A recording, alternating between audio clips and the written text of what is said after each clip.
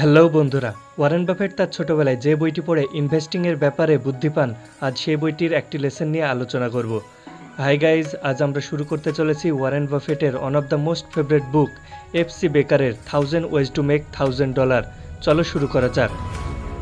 Auto sharing যখন 21 বছর বয়সে ছিলেন তখন তিনি একটা বিজনেস করার কথা ভাবেন। তার কাছে একদমই টাকা ছিল না। তখন তিনি ছোট একটি অফিস ভাড়া নেন এবং নিজেকে ম্যানুফ্যাকচারিং এজেন্ট রূপে উপস্থাপন করার চেষ্টা করেন। তিনি প্রচুর পরিশ্রম ও স্ট্রাগল করতে থাকেন। এরকম করতে করতে অনেক অভিজ্ঞতা হয়ে যায় ও পয়সাও আসতে থাকে। তাই তিনি $100 ক্যান্ডি বানানো মেশিন কিনে নেন, যাতে তিনি ক্যান্ডিও বানাতে পারেন ও বেচতেও পারেন। কারণ ম্যানুফ্যাকচারিং লাইনে থাকতে থাকতে তিনি এটা জানতে পারেন যে ক্যান্ডি বিজনেসে দারুণ পয়সা। তাই তিনি ক্যান্ডি মেশিন কিনেন ও প্রথম দিনই মাঝরাত পর্যন্ত জেগে ক্যান্ডি বানান।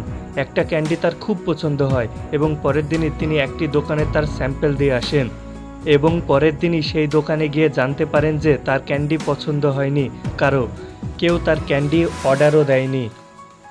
এটি শোনার পর তিনি খুব দুঃখিত হলেন ও তিনি ভাবলেন যে তারই হয়তো কোনো ভুল হয়েছে। তাই তিনি ভুল অর্থাৎ ক্যান্ডি না বিক্রি হওয়ার কারণকে খুঁজতে থাকলেন।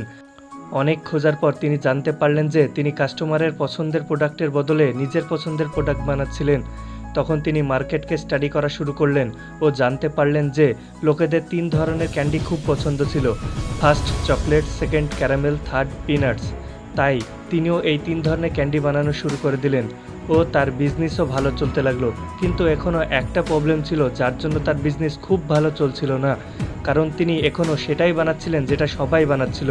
তাই তিনি কিছু ইউনিক করার জন্য, ইউনিক প্রোডাক্ট বানানোর জন্য এক্সপেরিমেন্ট করতে লাগলেন। 3 বছর আলাদা আলাদা ক্যান্ডি বানানোর পর তার একটাও ক্যান্ডি হিট হলো না। কিন্তু 3 বছর পর তার একটা পারফেক্ট ফর্মুলা হিট হয়ে গেল।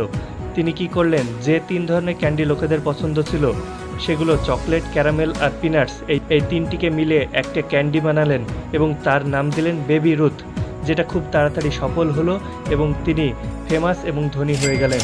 বন্ধুরা, অনেক বিজনেস ফেল হয়ে যাওয়ার কারণ হলো তারা শুধুমাত্র নিজের পছন্দকে প্রাধান্য দেয়। তারা এটা দেখে না পাবলিক কাস্টমারদের কি চায়।